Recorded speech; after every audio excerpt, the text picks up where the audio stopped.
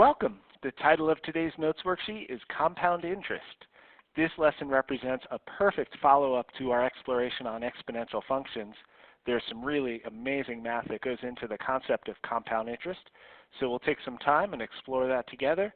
You will definitely need a calculator for this couple investigations and actually some of the examples too. So have that available if you would, and we'll go ahead and dive right in here.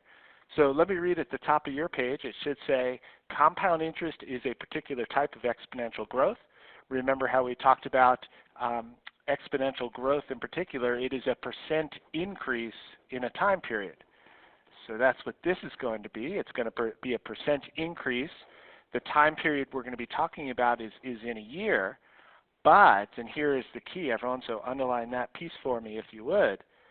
That percent increase is going to be divided or broken down into smaller increments.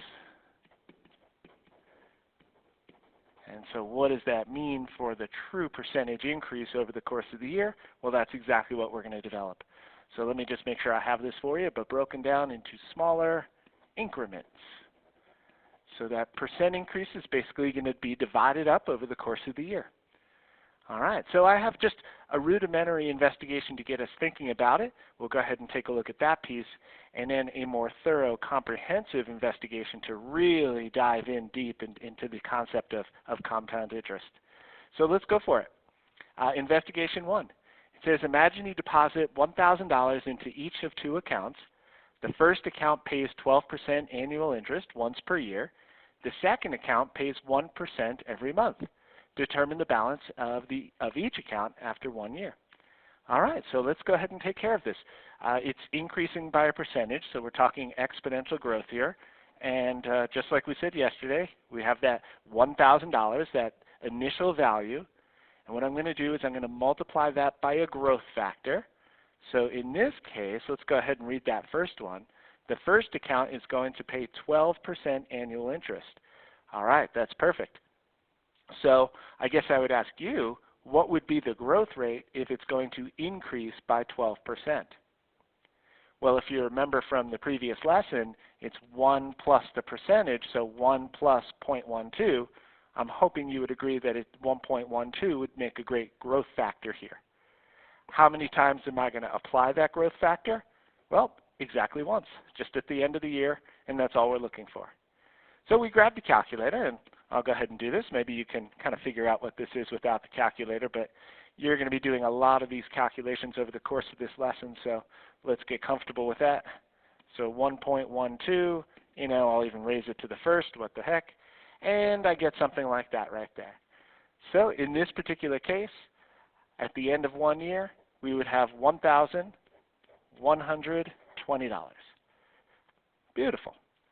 All right, now the second one also pays 12% annual interest, except that 12% is going to be divvied up as 1% every single month. So that's how we would get our 12%, divided into 12 equal percentages, in this case 1% every month.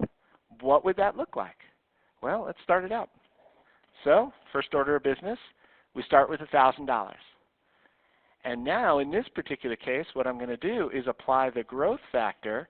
I'm hoping you would agree that if it's increasing by 1%, then our growth factor would be 1.01. Now, how many times am I going to apply that growth factor over the course of the year? Well, if I get one every month over the course of the year, I'm going to go ahead and raise it to the 12th. Now, each of these accounts pay 12% by the end of the year. The question is, do I end up with the same balance for each of the two accounts at the end of the year? So let's take a look. And so in this case, we're going to do this calculation right here.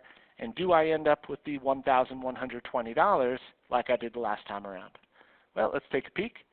So I do 1,000. Here's the 1% increase every single month over the course of the year. So I'm going to raise it to the 12th. And I end up getting that right there. So if you notice, it was actually a little bigger. So at the end of the year, rounding to dollars and cents, I get $1,126, and I think I saw something like 83 cents. And so here's the question, of course. Why? Why did we earn more in this account compared to this account right up here? Both, as I mentioned, pay 12% over the course of the year. One just gave it to you once at the end of the year, and one divvied it up 12 times over the course of the year, once at the end of every month. And so, as it says, both accounts pay 12% annual interest. Why was the interest greater in the second account? Well, you can definitely paraphrase what I put on my board right here and what you want to put on your paper. That's totally your call. But it is that notion, and here is obviously the concept of compound interest, of interest earning interest over the course of the year. So if you sort of think about it, because we got that 1% every month, we got an interest payment at the end of January. That interest got to earn interest the rest of the year. Then we got another interest payment at the end of February. That interest, that amount of money, was able to earn interest at the end of the year. So here's what I wrote on my paper, and then again, paraphrase, do whatever you'd like as long as you understand the nature of it. That's great.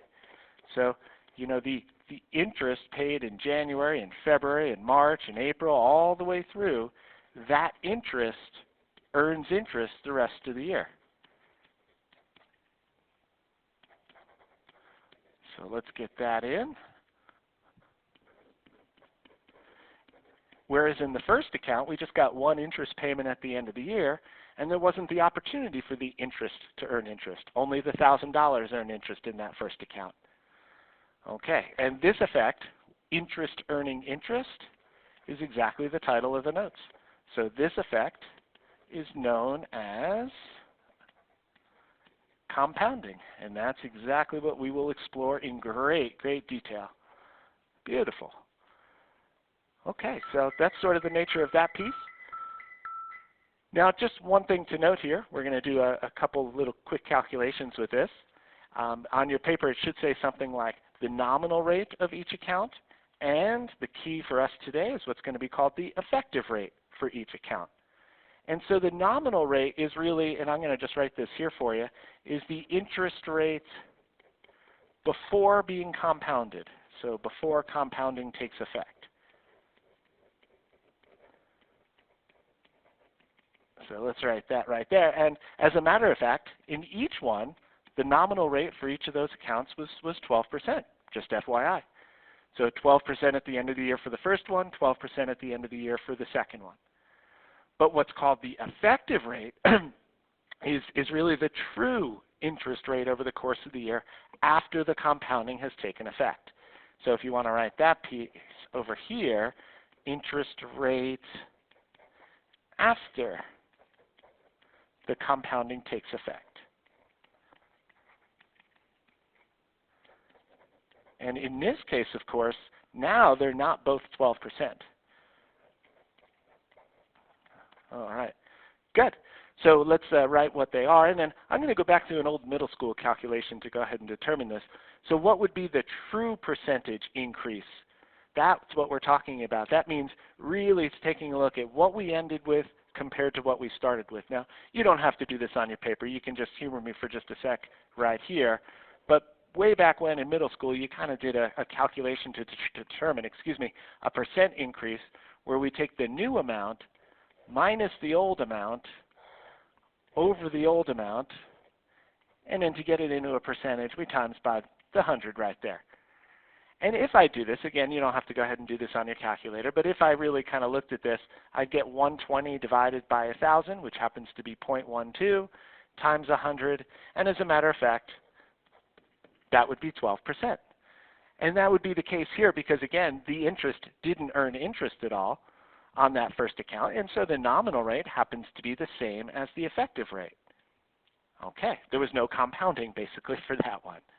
But as you can see in the second one, the interest did get to earn interest over the course of the year, and so we made a little more money as a result. And again, if I was to actually go ahead and calculate what would be the true percentage increase, I would take what I ended with minus that $1,000 divided by the $1,000 and then times just 100% in order to get it into a percentage. And if I did that, again, shouldn't come as a great shock here, but if I did that, I'd end up getting about 12.683%.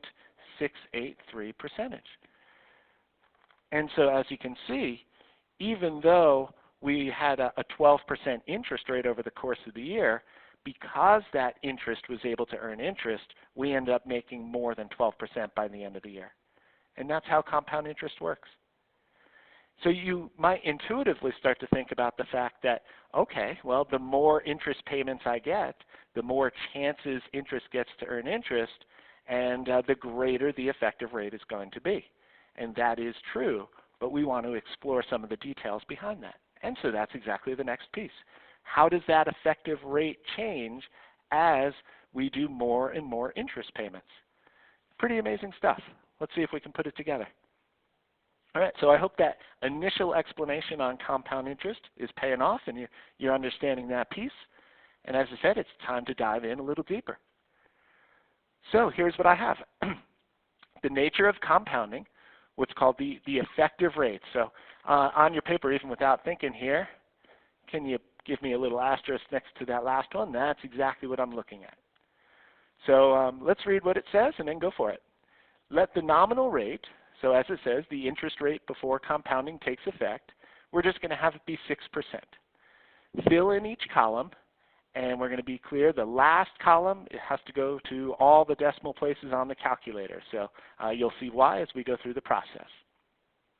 Now I'm going to try to relate this to some things potentially you've seen before, but can you do me a favor and put a little R just above nominal interest rate? So that would be just the percent increase over the course of the year before we start talking about the compounding. And in this case, in each and every row here, we're going to go ahead and put 6%. So if you would, 0.06, remember how we deal with an R value. We saw this on the previous lesson. R value definitely has to be as a decimal. So 0.06, 0.06, et cetera, right down the line, 0.06 all the way through. Okay, that looks great. That was easy enough, right? Now what we're going to do is talk about the number of interest payments I get over the course of a year based on the way it's going to be compounded. So annually, semi-annually, quarterly, monthly, daily, hourly, every minute, and you know, I could almost put like a little dot, dot, dot here. We could keep going. But let's start out with annually.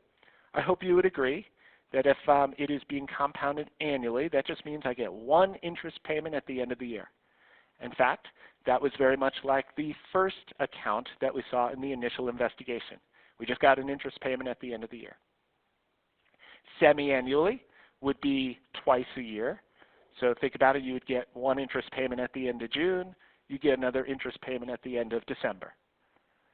All right, quarterly, so that would be one every quarter. That would be 4 times over the course of the year. That would be one at the end of March, one at the end of June, one at the end of September, one at the end of December, theoretically, something like that. Monthly, this is the one actually, coincidentally, that we saw above there, the 1% every month over the course of the year. So that was monthly. Good, 12 times over the year. Now, daily we're going to do in a little strange manner here. Bear with me on this if you would. I believe most banks use 360 for daily. But because I want to go ahead and really get like every hour and every minute and so forth, I'm going to be a little obsessive with this one. Let's go ahead and do 365 and a quarter. Kind of include the leap year there for every 4 years, something like that. Again, I know that's kind of weird, but whatever. Keep that going for me. So 365 and a quarter, if you would, for daily. So what would that mean? What if we got one every hour? Well, actually, guys, if you can grab your calculator for me and maybe just go ahead and multiply that by 24. So what if we got an interest payment every hour? How great would that be? And if we got an interest payment every hour, that means we would get, I have it on my paper here, about just under 9,000 interest payments over the course of the year. Pretty cool. All right, good. So you could see our values are starting to increase pretty dramatically here. What if I got an interest payment every single minute? How awesome would that be? Well, let's see. Let's multiply this by 60. And again, I have this on my paper. I have 525,960. So over 500,000 interest payments every year. How great would that be? It would be awesome. Could I theoretically keep going, by the way? Could I do maybe every second, every millisecond, every nanosecond? And could I watch the number of interest payments just get larger and larger and larger? Absolutely. So what happens to the effective rate when that occurs? That's what I'm curious about. Okay, let's keep breaking this down. Oh, and by the way, if you would humor me on this piece where it says number of times compounded, can you put a little n above that? That's going to be our n value in the near future. Good to go ahead and put that together. All right. Now, guys, let's see what we can do with this next one. So percent per unit time. Remember how compound interest works. Basically, it's a percent increase, but it's divvied up over the course of the year. So if it's annually, well, obviously, I just get all 6% at once. So just give me a 0.06 over 1. If it's semi-annually, then that 6% is divvied up twice over the course of the year. That doesn't mean I get 6% twice over the course of the year. It means I get 3% at the end of June and I get 3% at the end of December. So the 6% is divvied up into 2 parts, 3% each. Okay, good. Quarterly. So that 6% now is broken down, divided up 4 times over the course of the year. So you would get 1.5% at the end of March, 1.5% at the end of June, 1.5% at the end of September, 1.5% at the end of December. So that's how the 6% works out. Nice. Now 12. So 0.06 over 12, if you would. Same deal. So that 6% is divvied up 12 times over the course of the year. So you'd get just 1/12 of that 6% every month. Beautiful. Now let's just keep going here. What if it's daily? That 6% is divvied up like that. What if it was every single hour? Well, that 6% gets divvied up that way. That would be the percentage that you get every single hour, just 6% divided by 8,766. And last one, of course, there. Think how small that interest payment's going to be, but you do get one every single minute. Pretty cool. So that's the percent every time you get an interest payment. Beautiful. Now, how do we get a growth factor? This is a great review from the previous lesson. Well, here's my percentage. Everybody, what do I do to a percentage in order to talk about the growth factor? Well, if it's exponential growth, don't forget it's 1 plus. So it's 1 plus the percentage. And so that's exactly what I need you to put right there. 1 plus the percentage. So in this case, what did I say? 3% for semi-annually? 6% divided by 2. So that would be 1 plus 0.03. Okay, good. Let's go ahead and roll this away. We've got it. That one right there. That one right there. And hopefully I left you enough room. I think I could squeeze mine in barely. We'll see. So growth factor is always 1 plus the percentage increase. We divvied up to get our percentage increase, and now I do my 1 plus to pull it together. 525,960. Excellent. How cool is that? All right. And now the last piece. So how do I then go ahead and get my effective rate? Well, basically what I need to do is whatever money I start with, and by the way, that's irrelevant for this investigation, I have to apply this growth factor so many times over the course of the year. And when I apply a growth factor, what I'm doing is, of course, repeatedly multiplying by that growth factor. And we talked about this in the previous lesson. Repeated multiplication is an exponent. And so, guys, that's what that last piece is going to look like. Keep an eye on this. That one I'm going to hold you pretty accountable for. Now, here's where you would grab your calculator. This one's not too bad. But here's where you would grab your calculator, and you would do exactly this. We would take our growth factor and apply it however many times over the course of the year. And if I do this in this case, well, lo and behold, guys, I just get 1.06. Which means, by the way, think about this as a true growth factor, a true percentage increase. There it is. 0.06 is the percentage increase. So nominal is 6% and effective is 6% if compounded annually. Because did the interest have a chance to earn interest? No, not at all. All right, but now watch what happens. I'm going to try to leave myself enough room. You guys do the same. But what happens when I do that? So I'm going to go ahead and apply that growth factor semi-annually. I apply it twice. Again, once at the end of June, once at the end of December. Let's bring the calculator up. And the question is, do we get 6%? So 1 plus 0.06. Let's divide that by 2, of course, everyone, and raise it to the second. And take a look at what happened. Do we get 6% as the true growth rate? No, no, no. We get a little more, don't we? And the question, of course, is, why did we get a little more there?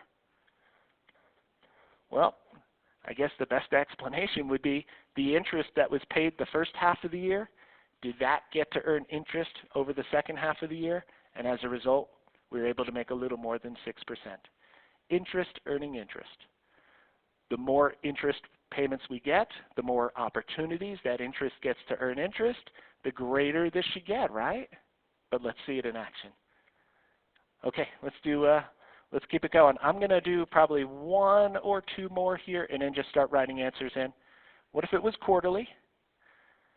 So if I got an interest payment 4 times over the course of the year, again, the interest would have a little bit more of an opportunity to earn interest. So we should make a little more than 6%. So let's see. Let me make sure I type it in correctly for everyone. Look at that. So look at this number. That was semi-annually. Now look at this number. This is quarterly. Did we make a little more in this case? Yeah, instead of about 6.09%, which by the way, that's what this is right here, instead of 6.09%, it looks like we got about 6.136% in there. So we made more because that interest had more opportunities to earn interest. Let's get that number in. So 0.613635551. Fantastic. Do we see where this is going to start to head? I'm hoping. I'm going to do one more. So in this case, what if we had it monthly? So 12 interest payments over the course of the year. Let's get that going. So I have 1 plus 0.06. Divide that by 12. You guys do the same. Close it. Raise it to the 12th. And notice, is this number larger than this number right here? Absolutely. Instead of about 6.13%, it's about 6.16 or 7%. More opportunities, the greater the effective rate is going to be. So let's get this right up here, and then we'll start just putting in some numbers. So 7.9. Let me see. Let me just make sure I have my right number here for you. So monthly, there we go, 1.0616777812. Okay, perfect. Now let's just get the last 3 in. So in this case, what if I got an interest payment every day, even kind of a quarter one for leap year? It's kind of silly, but whatever. So what if I did that on the calculator? Well, I end up getting this, 1.061831, let me make sure, 31314. There we go. Something like that right there. Okay, good. Now, what if I end up getting one every single hour? Seems amazing, right? We should be multimillionaires every time this happens. But in actuality, is there a dramatic change? No, not too much. Let's see. So 1.0618363329 for every hour. So look at this. We went from about 365 interest payments over the course of the year to just under 9,000 interest payments over the course of the year. But look how far back in our effective rate we have to go just to see the change. Holy cow. So 1, 2, 3, 4, 5. I have to go 6 decimal places back just to see any change there. So it got bigger, but not by much at all. Let's do one more just for good measure here. You guys are doing great. Hang in there. So if I raise this to the 525,960, and let's see what we end up getting. I did this on my calculator earlier, and I got 1.0618365534. So look at this one. What's kind of fascinating about this? We went from just under 9,000 interest payments to over 500,000 interest payments. And look how far back we have to go just to see any change in the growth. 1, 2, 3, 4, 5, 6. I have to go 7 decimal places back just to see any change. Well, again, I kind of ran out of room here, of course, but theoretically, could we keep going? Could I do every minute? Could I do every second? Could I do every millisecond, et cetera there?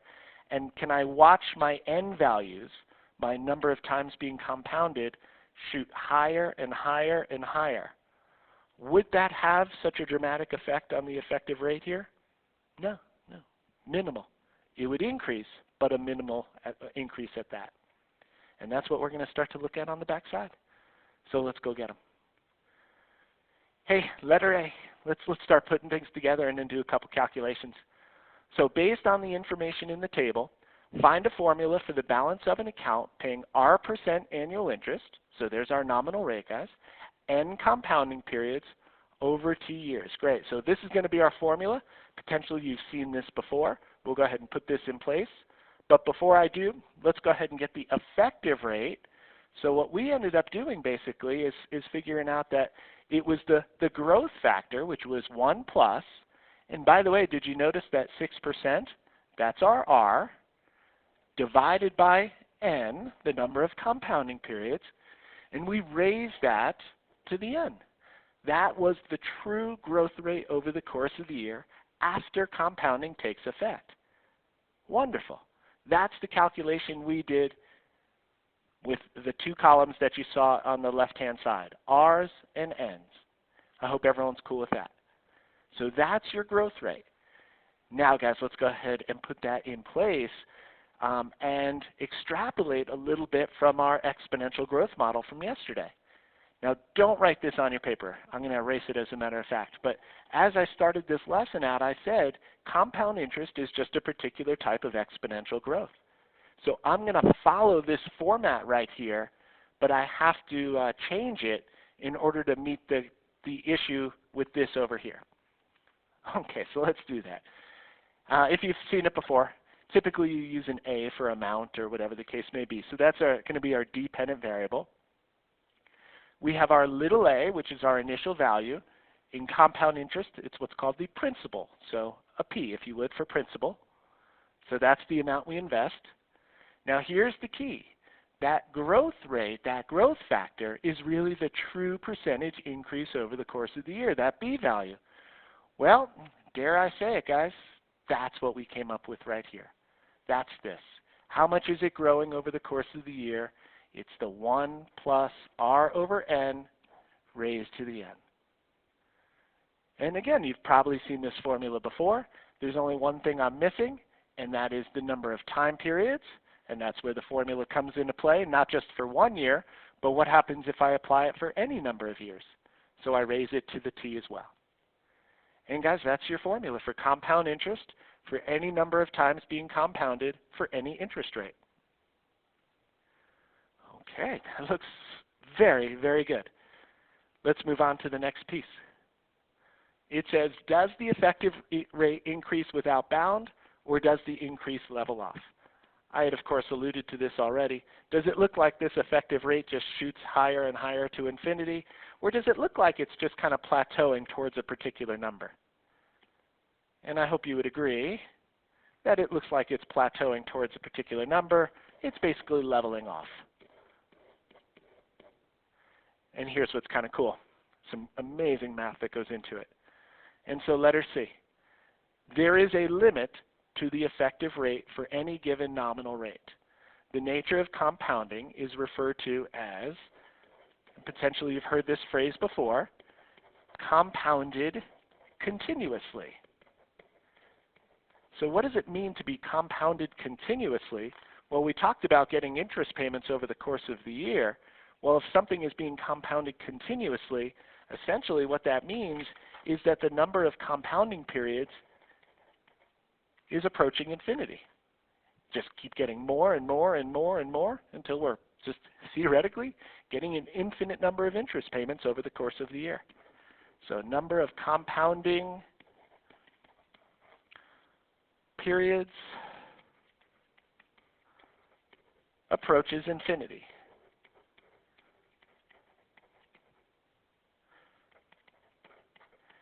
And if you remember just on the front side there, let me go on back for just a moment. So the number of times being compounded, essentially, this is what we explored. What happens when it gets higher and higher and higher? If I got one every second, this number would increase dramatically. If I got one every millisecond, this would increase. I could keep watching as this number gets larger and larger and larger as it goes to infinity. As it goes to infinity, well, what happens? And so if you kind of take a look at the formula, guys, I can put larger and larger numbers in, absolutely. But can I actually put infinity into this formula? Does that make any sense whatsoever? No. And so what we need is a way to approximate what would happen if I put infinity into this formula. And again, potentially you've seen it before, but there it is. We use our number e. And so this is what it's going to approximate the number of compounding periods approaching infinity. Cool. And so how about this? Let's go grab that calculator and hit that e for the first time. Again, probably have seen this before, so I do e raised. And notice that button right there, by the way, automatically knows that you want to raise it to a particular power because it is used as the base of an exponential function, in this case, compounded continuously. And so I do e raised to the 0.06, and look at the number that I get. It's kind of great. I'm going to put this in here, and that number should at least look familiar. It look like it makes pretty good sense with everything we've developed. So it says evaluate on the calculator, and I got 1.061836,547. And look at this unfold, everyone. It says, does this effective rate seem to fit the pattern in your table as the limit? Does this number right here, does it look like it's a little larger than our last entry right there? So what did we say? It's the same thing right here. It just goes to about 547. So just a little larger right there. And does it look like it fits the pattern as being the limit? Absolutely.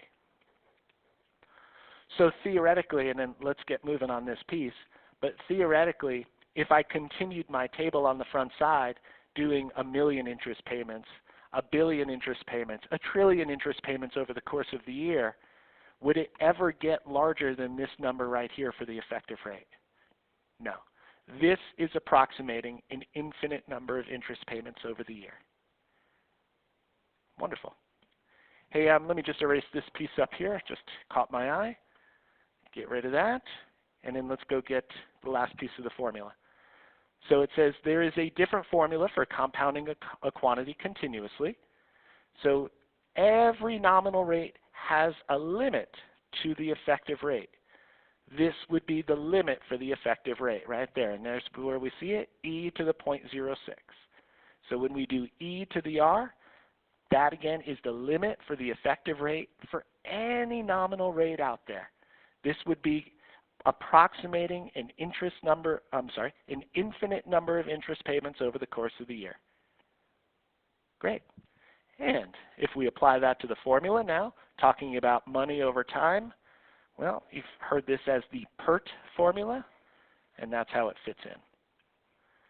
So you can see this right here just gets replaced with the e to the r. There you go. So I hope the explanation kind of fits, and I think you've seen these formulas before, but it's important for me, especially at this level, to kind of talk about where they come from and how we work with them rather than just memorizing them and accepting them. Okay, as I said, some really good high-level math in there. What do you say we just do a couple examples, just get comfortable with the calculator, and then wrap this on up? So here's what I'm thinking. Example 1, just nice and easy, different ways it's compounded. Let's just do an interest rate. Let's just do a principal, and then for a certain number of years. So let's go for it. $5,000 is invested into each of 3 accounts. Find the balance after 18 years. So let's start it out. We're going to find the balance, so that's our dependent variable there. Let's just put in our 5,000 bucks. That sounds great. Now, if it's being compounded annually, that means the growth factor is 1 plus 0.075. because it's compounded annually, really we're just dividing by 1, which almost is irrelevant, but whatever. And then raised to, and so we're going to apply that growth factor. We're going to apply it once every year for 18 years. So we're going to apply that really 1 times 18, or 18 times. And so that's the formula in action. P 1 plus R over N raised to the NT. Now, some calculators can be a little picky with the way you type it in. I do this intuitively now, but you do want to go ahead and put that in parentheses on your calculator. I don't think it matters here, but it will sometimes, and you have to be a little careful on that. So let's type it in exactly as I wrote it. Please do it with me. 5,000.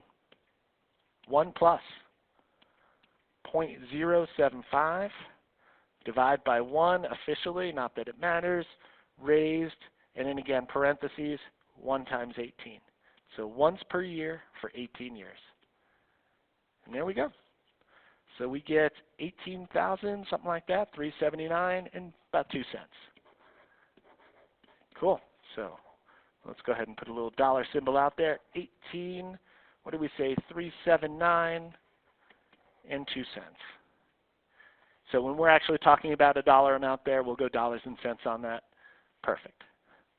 All right, now, again, the way it's compounded is going to make a difference. So because it's going to be compounded monthly, even though everything else is the same, we should probably still make more money out of this because the interest is going to have more chances to earn interest over the course of the 18 years. So let's do it. 5,000. 1 plus, now that 7.5% is divided 12 times over the course of the year, so every single month. And how many times am I going to apply that growth factor? Well, guys, I'm going to apply it 12 times every single year for 18 years. So I'm going to apply it 12 times 18 times. So that's what I raise it to. Okay, let's bring that calculator up again. And I'll do the same thing, nice and easy. So just remember, the more opportunities interest gets to earn interest over the lifetime of the account, the more money we should be making. Is it going to change dramatically as N gets larger and larger and larger? No. But it does make a slight difference there. So notice in this case, from annually to monthly, actually it made quite a bit of difference, almost $1,000 worth. So let's see, we got, in this case, $19,000. So what was that, 19,206.27. All right. Now again, theoretically, could I keep going here? Could I do, weekly or daily or, whatever the case may be? Sure. Let's go right to the big one here. What if we got an infinite number of interest payments every year for the 18 years? Well, what that means for us, of course, is that this is being compounded continuously. And in order to approximate what would happen if N was infinity, we use our base E. We use PERT. So I go $5,000. Just be careful on this particular formula. It is only a base E raised to that 0.075, so times the R, and then 18 times. So E to the RT. All right, now, should it be bigger than this number right here? Absolutely. From 12 interest payments every year to an infinite number of interest payments every year. Should be larger. Let's see how much larger. So 5,000. Let's do our base E, everybody. There's your E, raised to the 0.075 times 18. And look at that. So there was a pretty dramatic change between annually and monthly. But was there a dramatic change between monthly and continuously? No, really not too bad. So let's see, 19,287 and 13 cents. Cool. All right, one last question on this, and then we'll hit example 2. What if I asked you maybe, what if it was compounded monthly? What if it was compounded every minute? I'm sorry, what if I did like daily, or every minute, or every second, or every millisecond, et cetera, et cetera? Would I ever get this particular situation to be above $19,287.13? No. This is the limit. and that's the idea of continuously. It approximates, or it is essentially the limit for any particular nominal rate and principal. Great. Cool math. I like it. Good stuff. Let's go ahead and do example 2.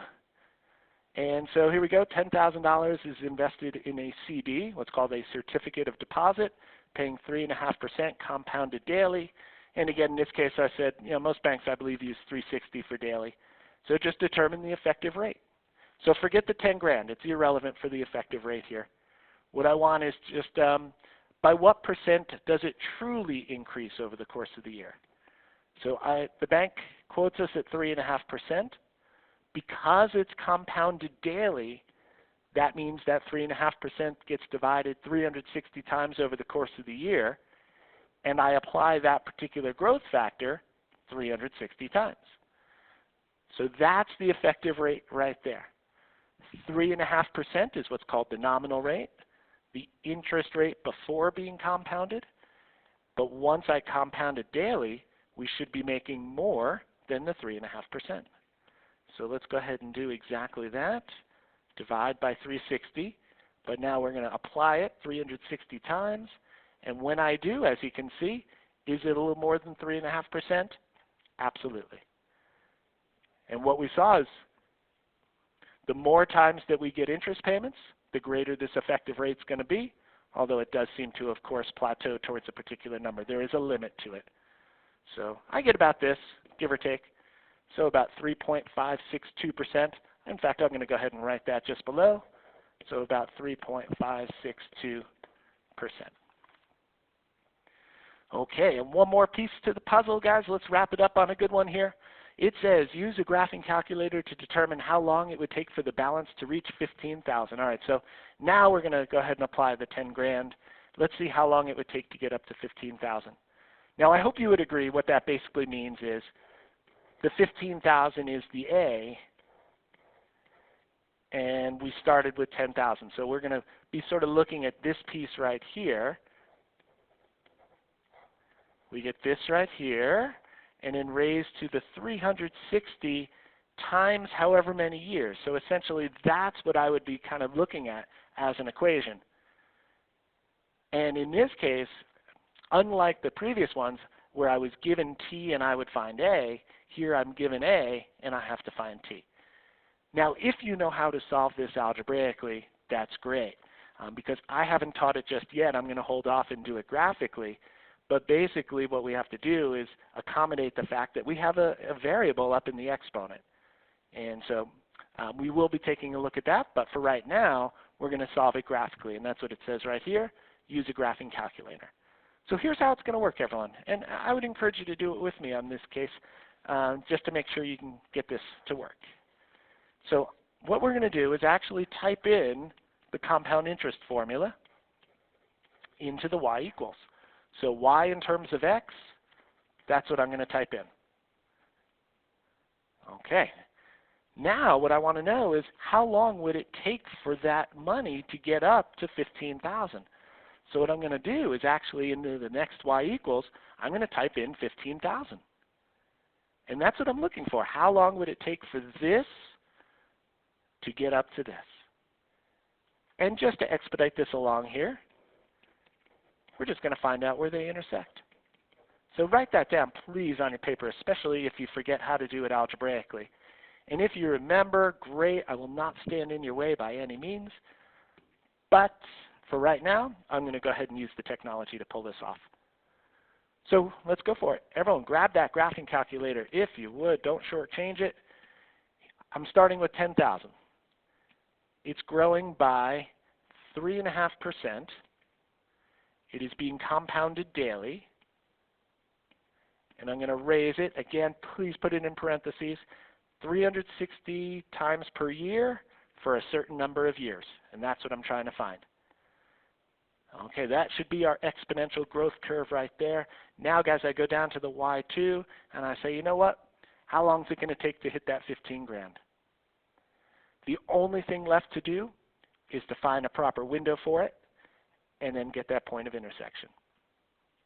So remember your variables. X is the number of years. Obviously, guys, we're not going in the past, so let's start at 0. And it shouldn't take very long. I'm going to go out 20 years. Shouldn't be that long at all. Doesn't matter what we go by. The Y values represent the amounts here. You don't have to start it at 0. It officially starts at 10,000. But I don't know. I'm just going to get a window there with a lot of buffer on it so I can see. I'm going to go 0 to 20,000. Whatever. See what happens. Again, there's nothing special about that window. All that I needed to figure out is where it hits 15,000. And as you can see, that's right in here. So here's our good-looking exponential growth curve right there. Here's where eventually it hits 15,000. I know you've done this work before, but do it with me one more time if you would. Hit the second button and go to the trace. This menu comes up a lot, and there, of course, it is, number 5. So I hit number 5, and I intersect this. Enter, enter, enter. And there we have it. After how many years will it hit about 15,000? And I've got about 11.59 years. Whew. Some amazing, amazing mathematics that go into this. All right. If, again, you're able to pull this off algebraically, great. Otherwise, the graphing calculator is the way to go. Hey, thanks for listening. I definitely appreciate it. Look through this and see if it clicks for you, because it's some pretty complicated stuff, but it is intriguing. Again, let me know if you have any questions. And, of course, as always, thank you so much for listening.